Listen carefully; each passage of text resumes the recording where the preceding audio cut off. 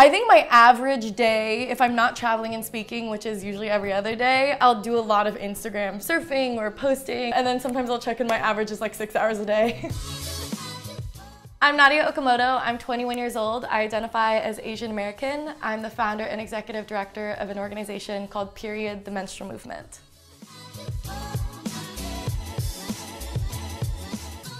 Growing up, I was actually very ashamed of being Asian. It wasn't until about 2 years ago that I stepped into like not only wanting to, but being excited about being Asian American and trying to understand what that means. Japan and Taiwan don't have a very friendly history, especially among my grandparents, and I very much grew up around that rhetoric that was very antagonistic of each other. When I was 9, I moved to Portland, Oregon, which is the whitest major city in the United States, and I feel like I very much internalized it by wanting to be like as culturally white as possible. And then also being confused because like I was never one to fit in with the other like Chinese kids in the class because I don't speak another language, I can't name a single holiday.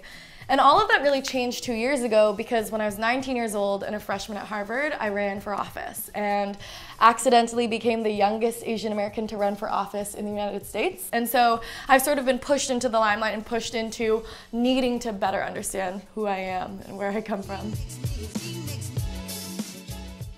So I started my organization, Period, when I was 16 years old, and I know periods are not the most common thing to be obsessed with, but my passion for periods comes from a really personal place. I founded the organization after my family experienced living without a home of our own, and during that time I talked to homeless women who were in much worse living situations than I was in, and heard their stories of using toilet paper and socks and brown paper grocery bags and cardboard to take care of their periods. I think learning about things like the tampon tax was a really big wake-up call for me of being like, are you fucking kidding me? Like how are periods still treated as, you know, this, you know, luxury thing that we have to take care of, and wanting to fight for menstrual hygiene as a right.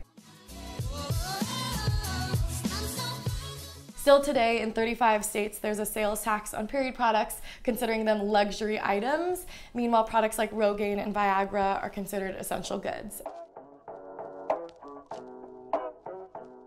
Our sort of methodology is that we create these toolkits and resources from what we know, right? And our team, our headquarters are here in the US, and we, at the forefront of any interaction with international chapters, say that we're creating these materials and resources from what we know. Take it and use it how you want, but apply it to the culture around you and to where you are. We see that, you know, the chapter that we have in Ghana has done an incredible job of distributing period products, but they're not distributing tampons like we do here in the US because the stigma doesn't, you know, usually allow or want menstruators to use tampons. Similarly to how in our language always use the term menstruators to be gender inclusive, but for the majority of our international chapters, they don't even bring up that conversation around gender inclusivity and trans men having periods.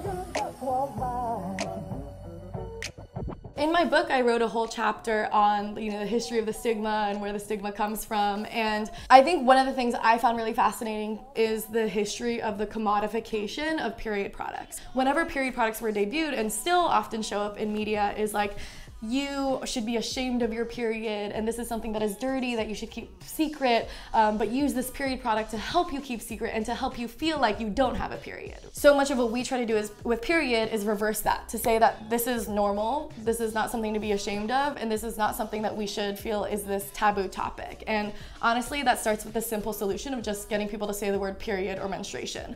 Like, you can ask anyone what euphemisms they use for their period, everyone has one. It's time of the month, Shark Week, Strawberry Week, and we all grow up with sort of these whispers of like, I'm on my period, you know, or like, do you have a tampon?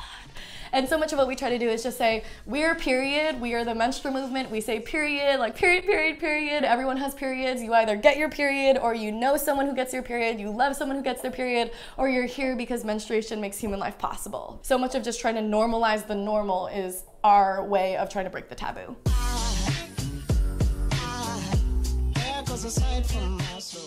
This is really new, but I think that my favorite feature lately has been my boobs because they are constantly changing. I think my left boob is naturally quite bigger than my right boob, and I like find that pretty funny. And then also it fluctuates with my period, right? So when I'm like not on my period, I'm like a B cup, and then actually when I'm on my period, I grow to be like a double D, and I just find it really fascinating because it's like constantly changing. My biggest piece of advice to anyone who wants to start something is to just go for it and stop thinking too much. And I mean, this is something that I think my mom always warns against, that like I should think more before I act. But I actually think, like, I meet so many aspiring entrepreneurs who tell me like, I have a passion about something, I have this idea and I have this plan, but I don't know if it's the right plan. And my thing is like, worry and doubt is the biggest thing that's gonna stand in your way. You're gonna fuck up, you're gonna make mistakes, but like, you just have to act. Just close your eyes and jump. Even if you'll get pushback, even if you'll get a bunch of rejections, it's better than just sitting there worrying that you don't have the right first step. When I hear the phrase live tinted, I just think about like a really strong woman of color who very proudly wears and owns who she is and what she looks like, truly owning who they are. My name is Nadya Okamoto and I live tinted.